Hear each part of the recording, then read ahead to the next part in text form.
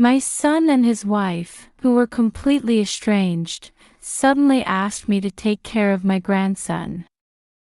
My husband and I, who had never met our grandchildren before, of course agreed.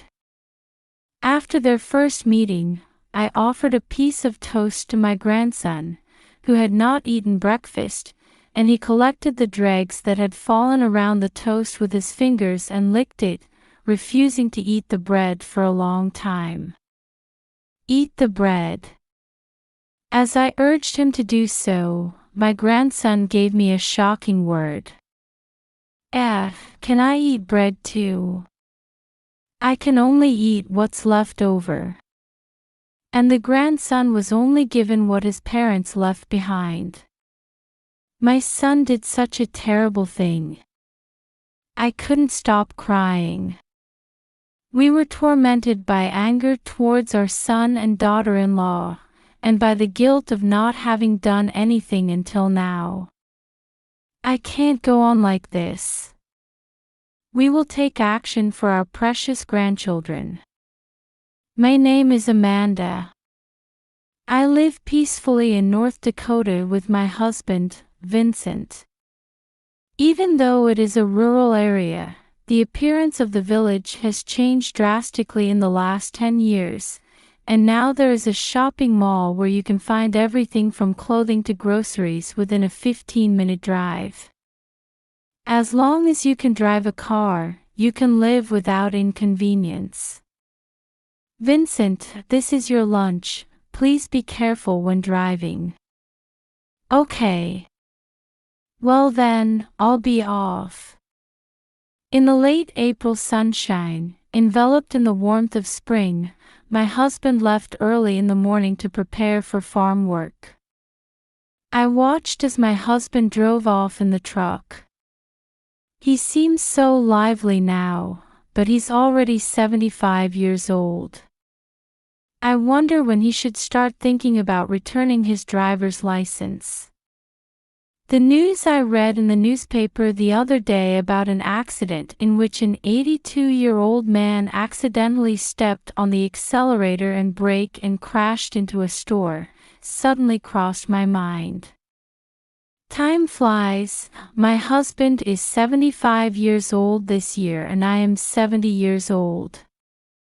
Before we knew it, we had become an old couple. Living here without a car is tough. I need to do what I can before I become a burden to everyone. I stretched lightly and straightened my posture.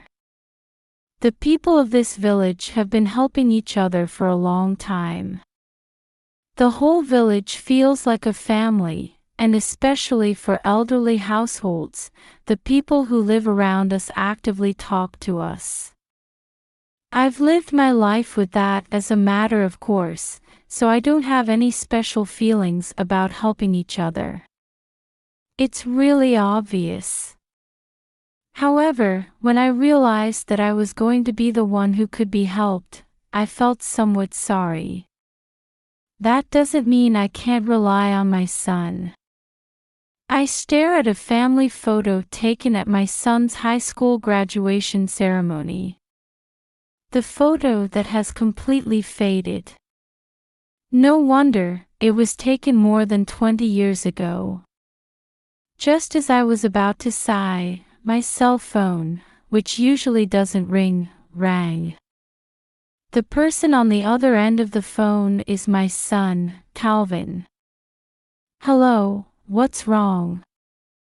Involuntarily, my voice rose. I have a favor for you.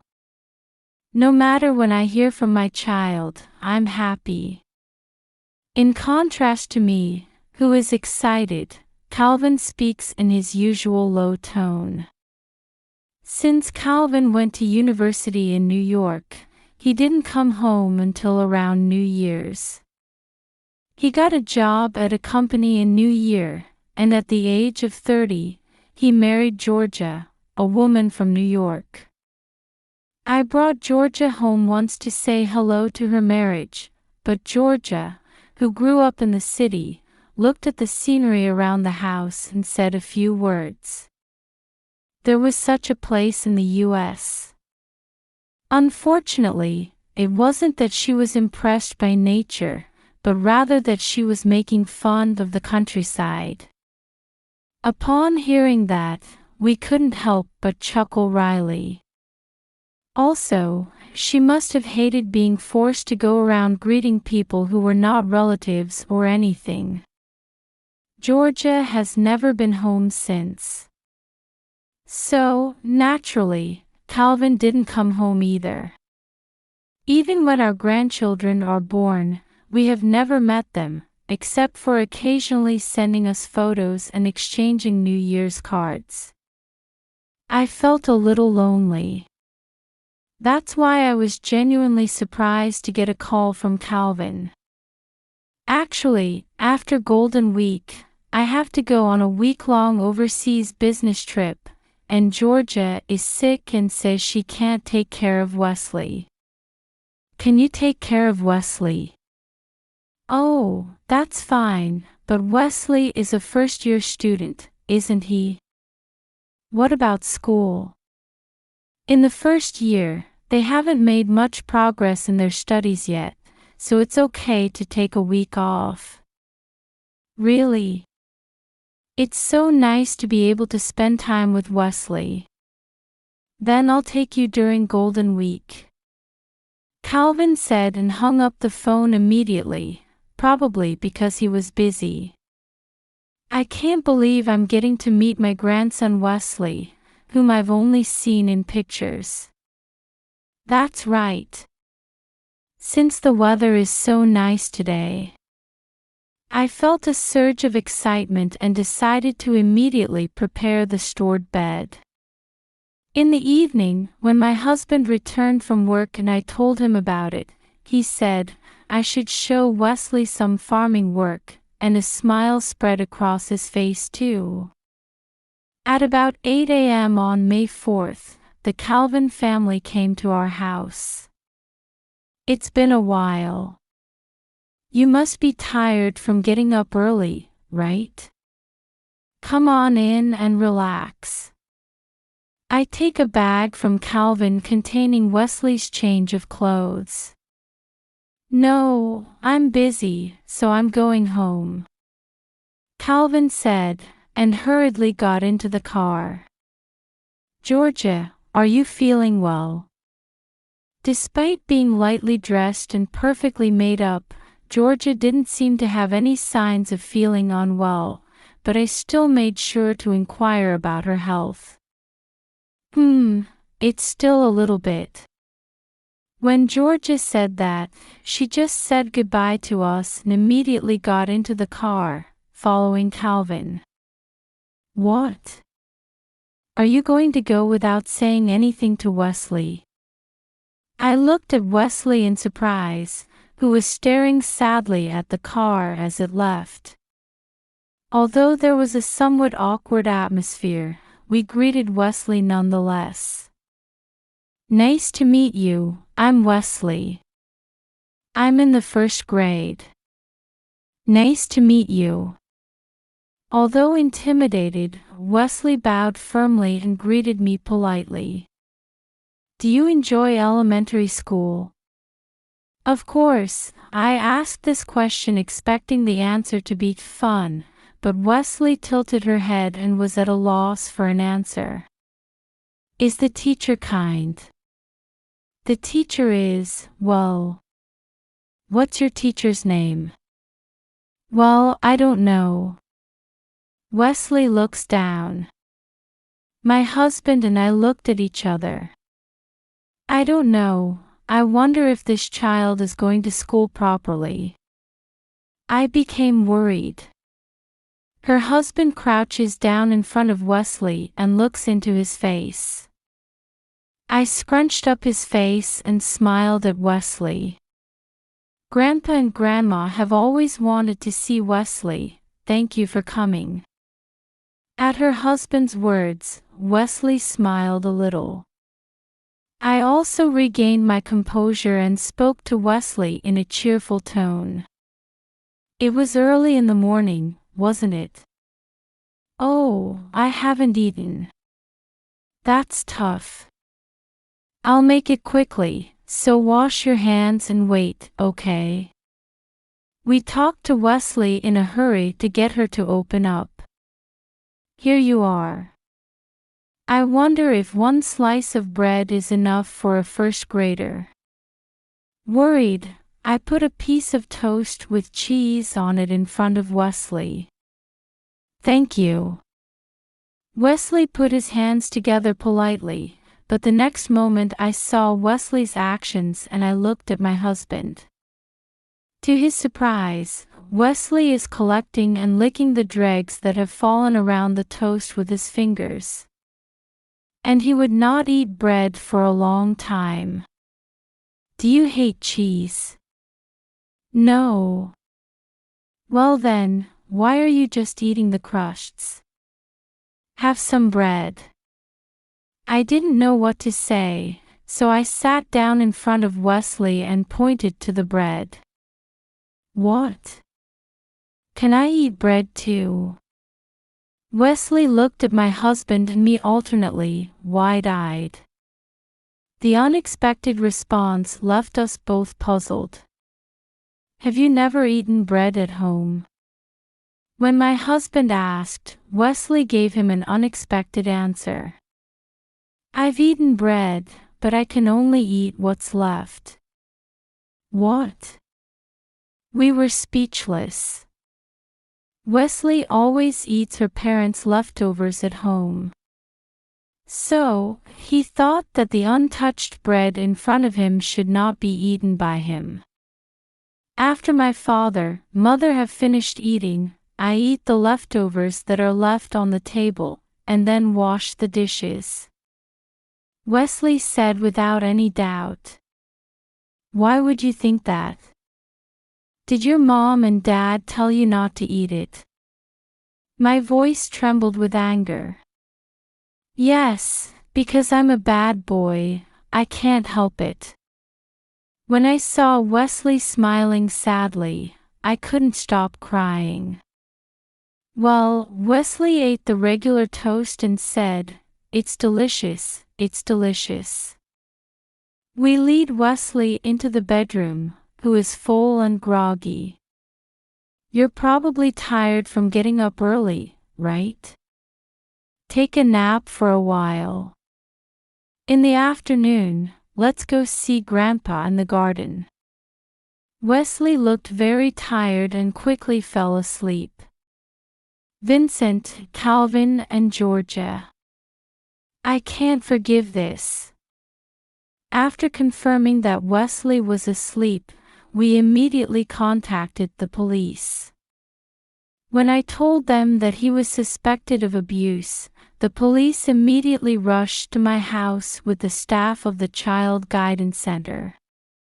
My name is Marcus from the Child Guidance Center, and where is Wesley? Around 8 o'clock today, my parents drove me here from New York. Now I'm tired. We tried to tell Marcus as much as we could about Wesley, but today was the first time we had met him. I wonder why I haven't been involved with the Calvin family until now. Feelings of regret come rushing in. Grandma. As Wesley walked into the room rubbing his eyes, Marcus watched him intently as he walked towards us. Hello, Wesley. I came from a place called the Child Guidance Center. I'd like to talk to Wesley, okay? Wesley looked nervous and nodded nervously. I crouched down next to Wesley and hugged him. Marcus asked Wesley a few questions. Are you going to school? Are your father and mother kind to you? Do mom and dad get angry often? Do they ever not let you eat? Have you ever been beaten by your father and mother?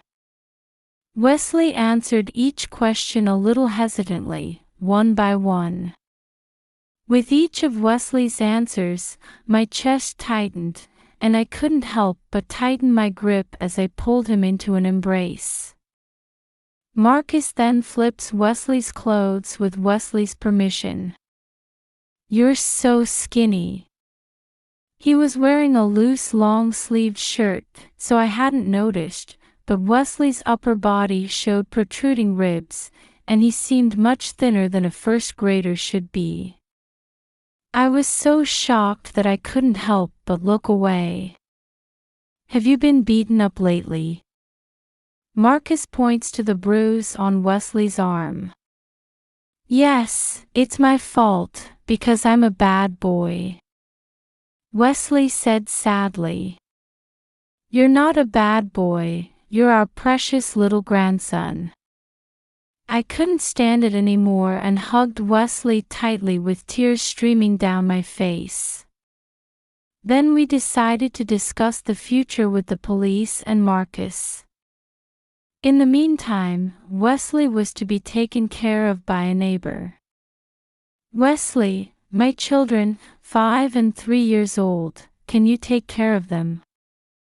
"It's okay, I love little ones." The neighbor, sensing the heavy atmosphere, took care of Wesley without asking. Helping each other like a family. At this time, I thought again how lucky I am to be alive in this village. Based on Wesley's condition and what we have heard, we believe that we must avoid sending him back to his parents. The police officer nodded broadly at Marcus's words. "We can't leave his parents alone." We bowed our heads deeply.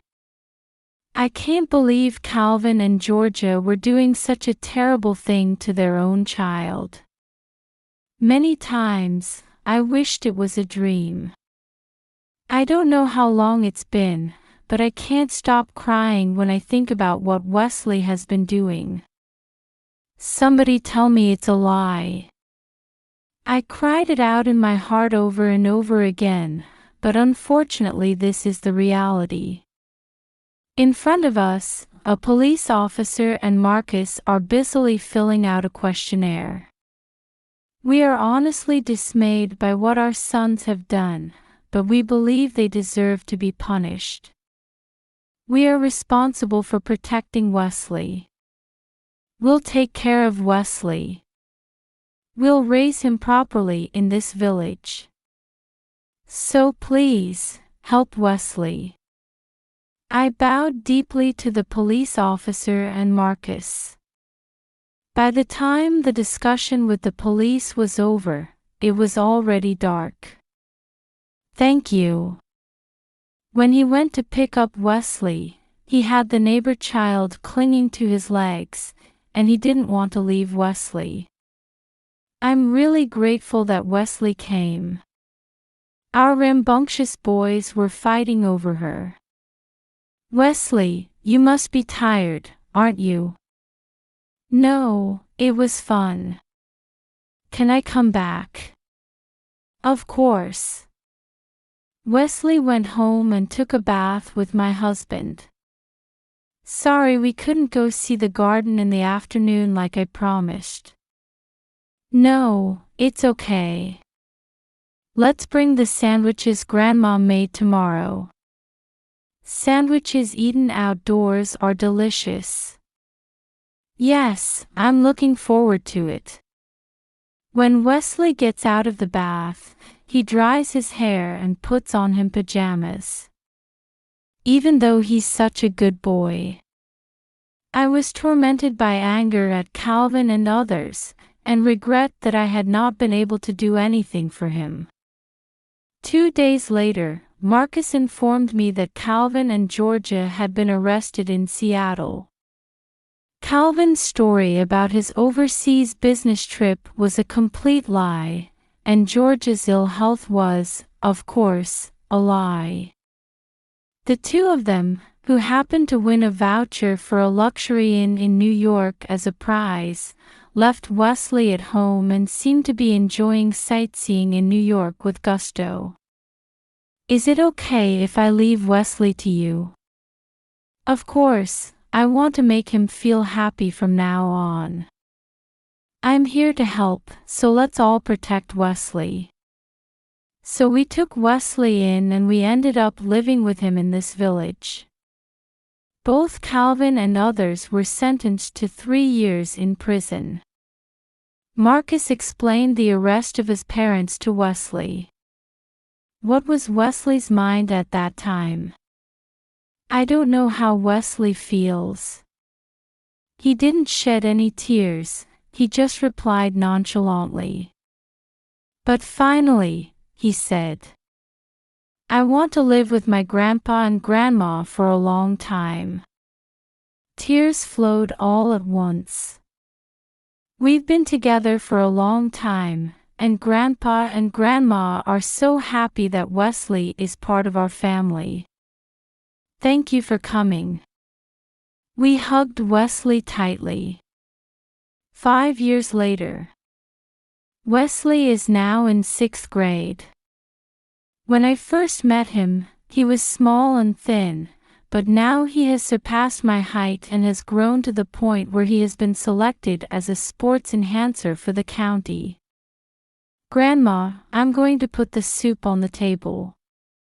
Not only his body, but also his mind has grown so much that he is willing to help, and Wesley has grown into a really kind child. Grandpa's vegetables and Grandma's fried chicken were the best, thank you. Wesley always thanks me after dinner. Ever since I started living with Wesley, I've been trying to make sure that the 3 of us eat together as much as possible, especially because we want him to know how much fun it is to eat together.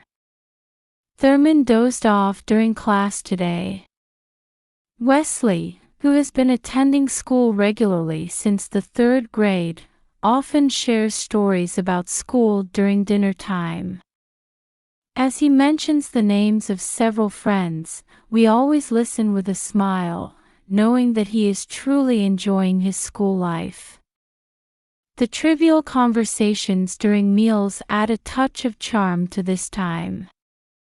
Over the past 5 years, I'm sure Wesley has felt the same way. Wouldn't it be better if this desk was facing this way? Wesley, you're so smart.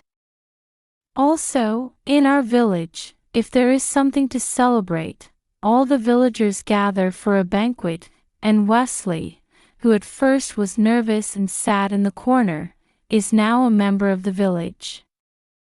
Congratulations, stay well forever.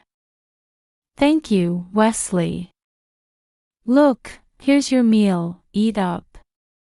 Wesley eagerly bites into the dishes on the table, enjoying them alongside everyone else in the village. We were just happy to see Wesley smile. Isn't that what parents are like? Are Calvin's remorseful? After all, he's my son, and sometimes I worry about him. However, unfortunately, I still occasionally find myself being asked for money by Calvin, and I don't sense much remorse from him since then. He also contacts us wanting to meet Wesley, but we are adamantly ignoring his contacts. I'm going to write an essay about my future dreams in my graduation essay book. One day, while washing the dishes, Wesley told me, "What does Wesley want to be, an athlete?" Then Wesley gave me an unexpected answer. "I want to be like my grandpa and grandma." Someday, I want to do a job helping children in the same situation as me, because it is thanks to my grandpa and grandma that I am able to live happily now. My eyes filled with tears when I saw Wesley's face as she said this with sparkling eyes. My husband, who was sitting at the dining table and having a drink, was shaking his shoulders when he heard Wesley's words. Since Wesley eats lots of vegetables, make sure to help with the gardening next year. In order not to be caught crying, my husband deliberately said bluntly. I know, I couldn't help this year because the training camp of the players overlapped, but next year I will help out. Grandpa's vegetables are the best in the world. Wesley pretends not to notice and continues talking. For us, Wesley is someone who gives us happiness just by being there. Although we jokingly refer to ourselves as an old couple, I want to see Wesley through until adulthood. To achieve that, we'll also focus on staying healthy ourselves. We can only give him a normal life, but we will do everything we can to make Wesley happier. Sadly, I'm sure there are other children in a similar situation besides Wesley. I sincerely hope that as many such children as possible will be saved and that they will disappear.